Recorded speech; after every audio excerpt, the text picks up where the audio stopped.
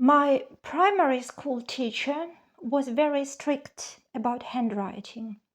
She was particular about different aspects.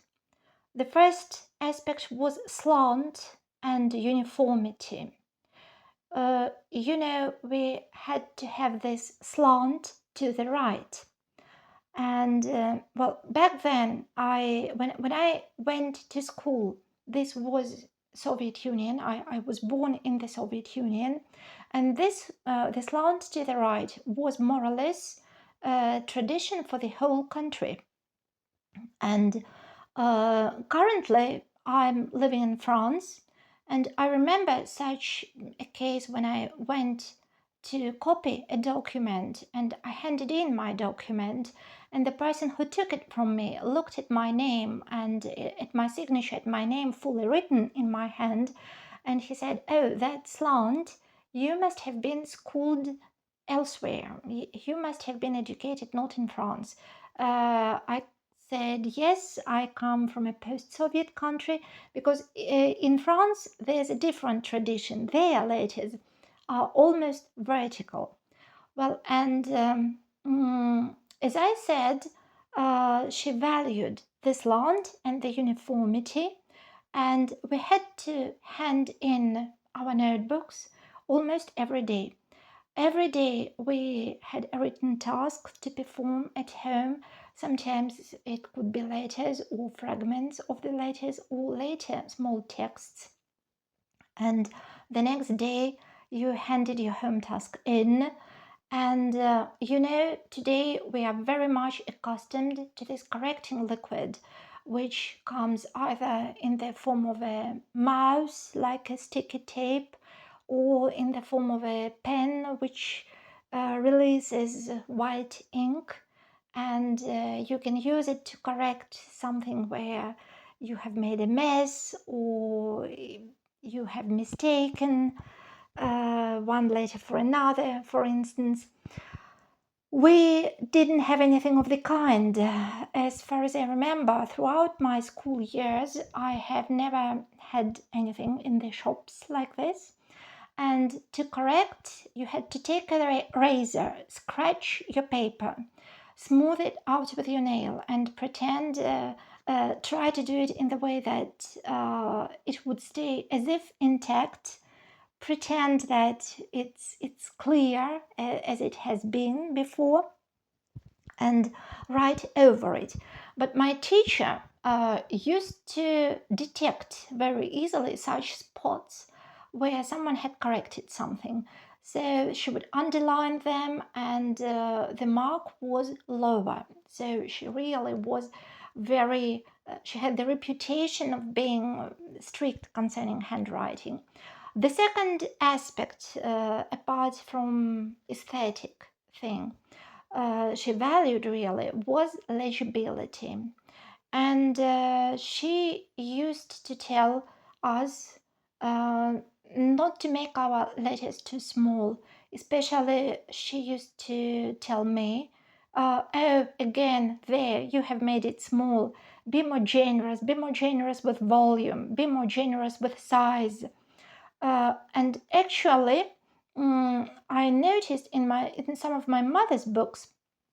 Well, my mother taught literature, and I noticed samples of the writing of some uh, famous Russian classics.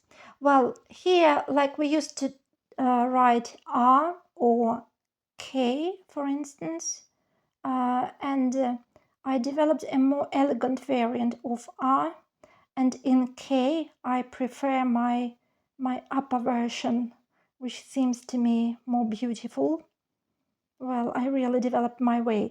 So, as I have said, I noticed some samples of writing of different classic authors, and some of them had this flying handwriting. This very later doesn't have any capital version, or this either, because the words do not start with them.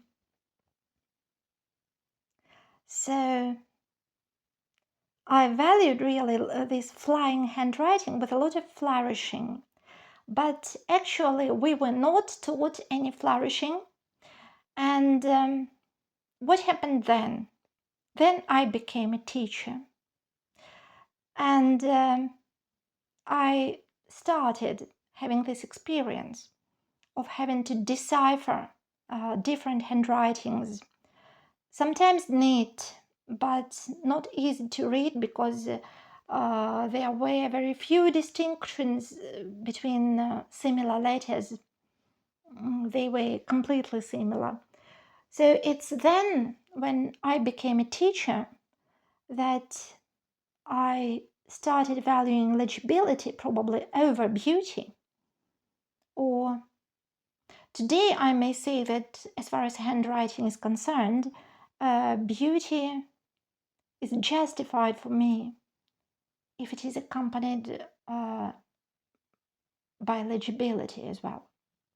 Here I am writing out a poem by Pushkin. It is something that I remember by heart. Just to give you a small piece of text in Russian, probably I would make another video or a short video where I'm writing something in English. I can read it if you wish. Зорю бьют, из рук моих ветхий Данте выпадает. На устах начатый стих недочитанный затих. Дух далече улетает. Звук привычный, звук живой. Сколь ты часто раздавался, там, где тихо развивался, я давнишнюю порой. So, as I have said, my teacher was strict about handwriting, and very often other teachers noticed that her pupils used to have good handwritings later on. As far as your experience is concerned, when you look back at that epoch, at that time when you were taught to write, is this the time that you have pleasant reminiscences of, or is it something vice versa, which reminds you of a torture, of, I don't know, strangling your freedom?